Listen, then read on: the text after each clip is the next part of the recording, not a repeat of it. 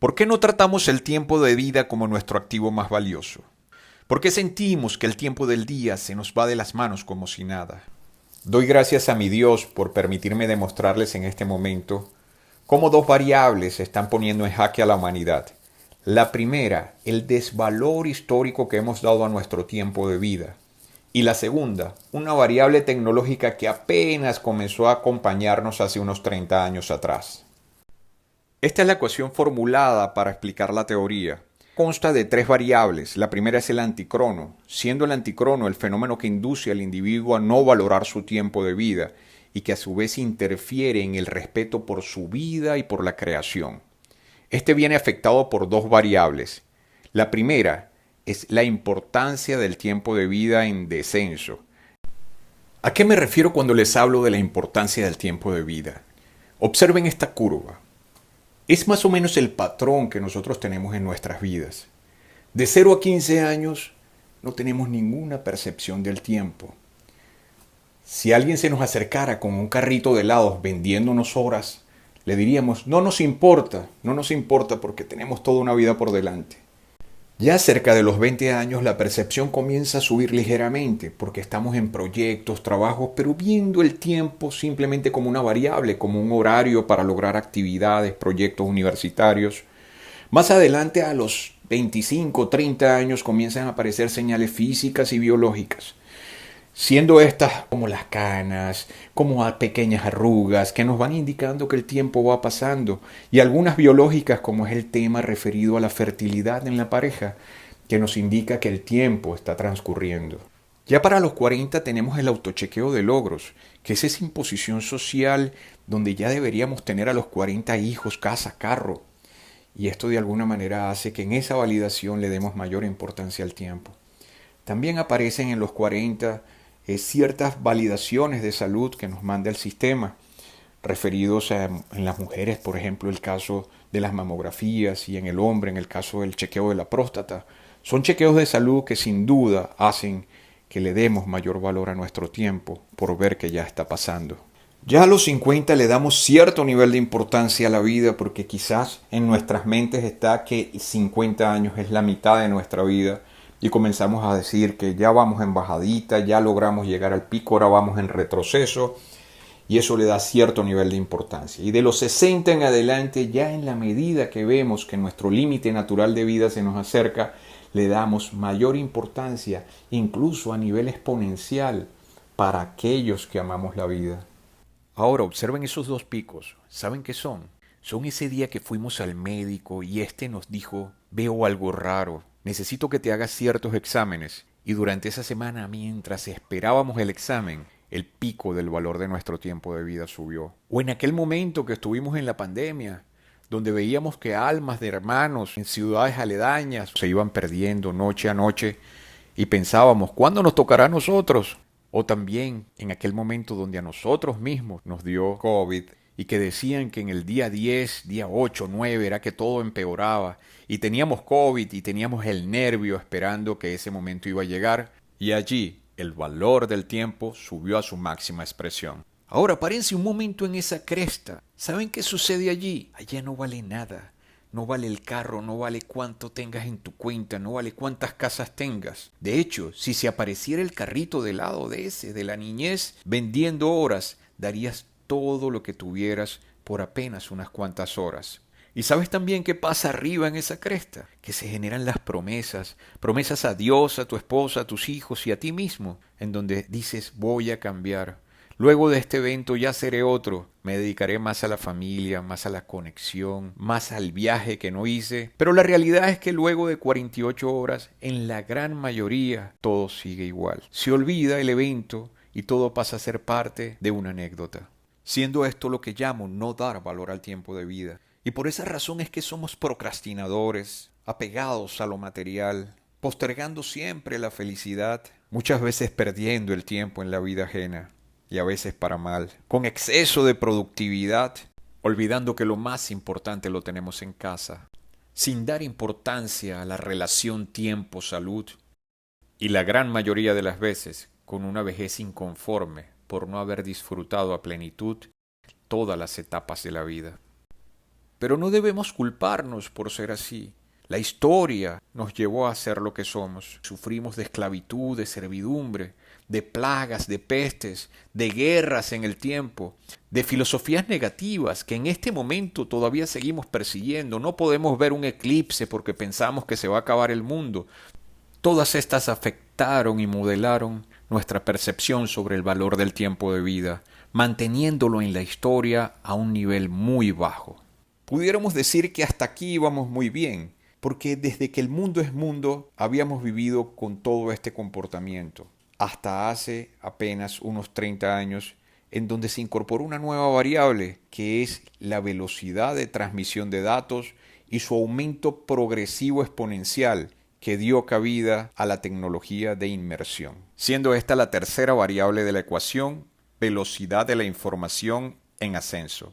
Comparto con ustedes su nacimiento. Recuerdo en los 90, en mis estudios de electrónica, cuando los profesores decían en clase que estábamos en una lucha a nivel mundial por conseguir los mejores semiconductores, los cuales eran en aquel entonces el germanio y el silicio. Con ellos, ¿qué se lograba? Fabricación de transistores, de circuitos integrados, de CPUs, de memorias, y eso fue mejorando rápidamente a partir de los 90, en la búsqueda del computador más rápido.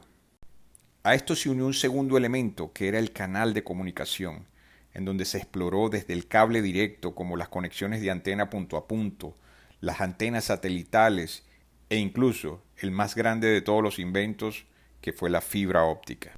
Por último, completó la triada la necesidad de un protocolo de comunicación para los datos. Desde su nacimiento en los años 60 del ARPANET, pasando por el TCP/IP, hasta llegar al protocolo web que nació en los 90 y que ha evolucionado de Web 1, Web 2 y Web 3, trayendo todos los beneficios que ha traído tecnológicamente la alta velocidad de la información, pero a su vez encontrando a una población vulnerable. Esta pasó desde los 90, cuando empezó con la mínima velocidad, esta que conocíamos con este sonido muy típico.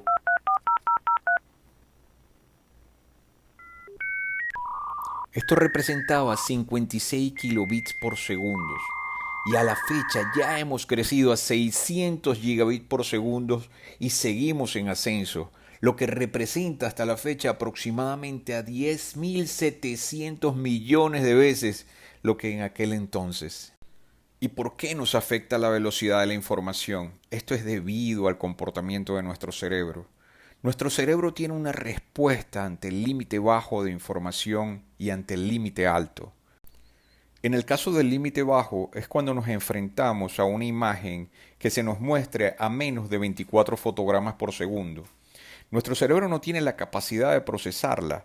En tal sentido, lo que hace es tratar de reconstruirla y observas un parpadeo, como se ve en las películas antiguas.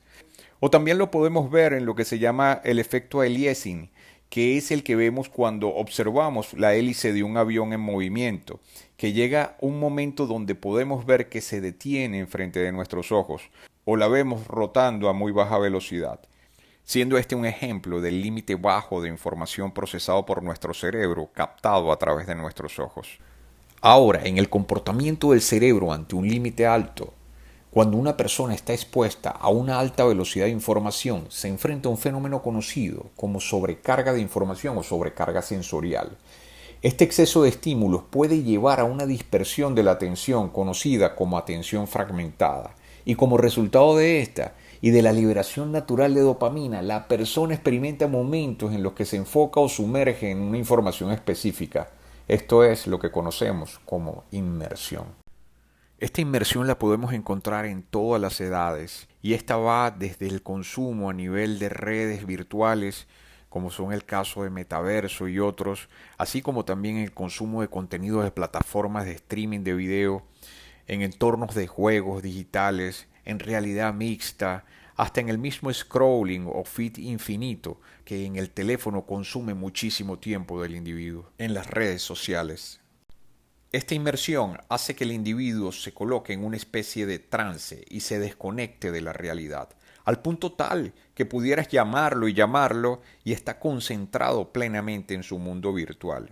Ahora nos encontramos con lo que nunca debió ocurrir. Un individuo vulnerable porque nunca valoró su tiempo de vida encontrándose con una tecnología de inmersión altamente adictiva. Una combinación letal que, aunque no lo crean, está poniendo en riesgo el futuro de la humanidad. Permítanme demostrarles por qué. Antes de los 90, nosotros disfrutábamos de un contacto con la realidad de aproximadamente 16 horas diarias, teniendo una desconexión natural de 8 horas, que son las de sueño.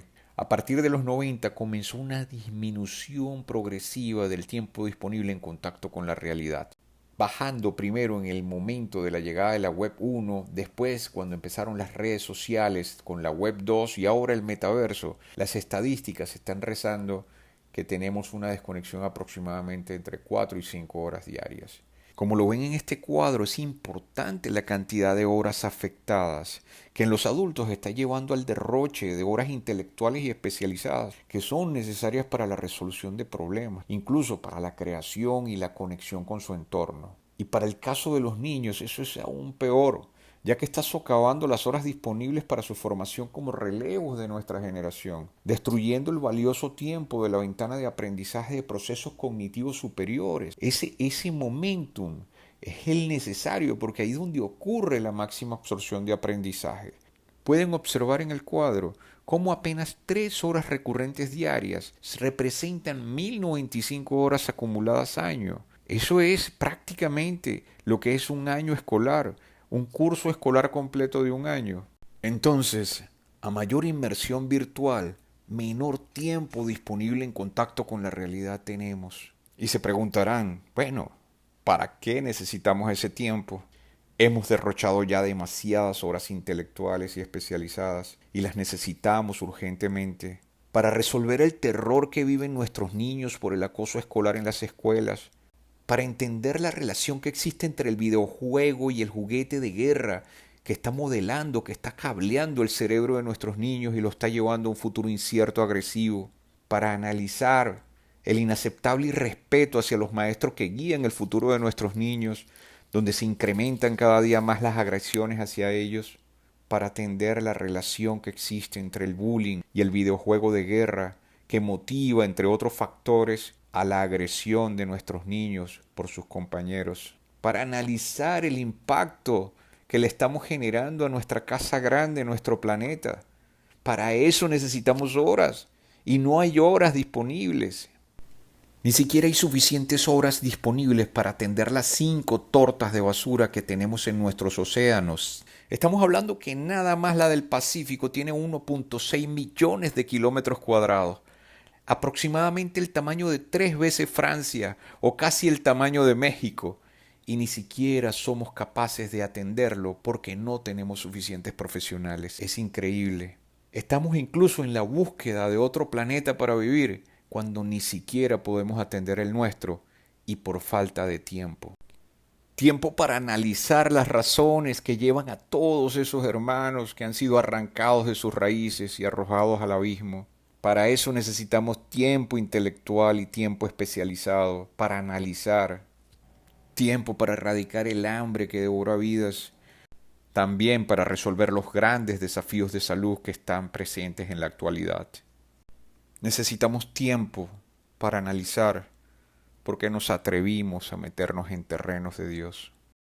El anticrono es tan poderoso que como humanidad tenemos un pie de nuevo en la barbarie y no caemos en cuenta. Ahora por favor observen esta gráfica. En el lado de arriba pueden ver cómo la curva naranja baja en 1945, que fue cuando cesó la Segunda Guerra Mundial, en una promesa de unión, de progreso de todos los países. Pero ahora, después de todo este tiempo, volvimos de nuevo a la punta. Se incrementaron, se exacerbaron todos los problemas del planeta. 7 guerras tenemos activas actualmente, más una potencialmente atómica. Tenemos guerras, hambruna, pandemia, dolencias del planeta en general, todos exacerbados en este momento. En el peor de los momentos, donde tenemos menos horas disponibles, porque el individuo está derrochando sus horas dentro del mundo de la inmersión, siendo esta brecha una consecuencia del anticrono. Y solo para aquel que piensa que estas horas perdidas debido al anticrono pueden ser sustituidas por horas de inteligencia artificial, les respondo que para poder resolver estos problemas del planeta se necesitan obras con alto contenido de compasión, de tolerancia, de generosidad, de solidaridad, de empatía. Y esto es algo que la inteligencia artificial no podrá tener nunca, o quizás en mucho tiempo. Y mientras los problemas siguen aumentando, nuestra sociedad se vuelve más indolente debido a la inmersión, dando más importancia a una apariencia o a un like en las redes sociales que a su propio principio de ayuda al prójimo, perdiendo el tiempo tras una referencia de piso falso, una referencia donde detrás lo que hay son muchas mentiras y donde pocos son los que triunfan. En una inmersión cada vez más profunda que nos desconecta de lo que nos hace humanos, la conexión con la naturaleza, con nuestro entorno y con la familia. Y mientras los problemas continúan aumentando, la imprudencia disfrazada de diversión en los retos de las redes sociales han cobrado vidas y colocado en peligro la integridad de muchas personas, mostrando que la búsqueda de likes y popularidad puede tener consecuencias trágicas e irreparables. Entonces, ¿qué es lo que viene? ¿Para qué debemos prepararnos? Lo que viene es más velocidad y en consecuencia mayor inmersión. Ya hay estudios de la Universidad de Armstrong, 301 terabits están prometiendo para el año que viene 4.5 millones de veces más la velocidad que tenemos en la red doméstica. Nvidia superó al CPU, ahora con el GPU, Glasgow, con 6G. Todo esto son buenas nuevas para la tecnología que vienen a incorporarse en nuestras redes, pero que van a aumentar la inmersión. Tendremos una evolución del lente de realidad virtual en los próximos 5 años que será algo asombroso, donde tendrán el tamaño de un lente convencional y podrás ver allí las redes sociales y tener todo disponible.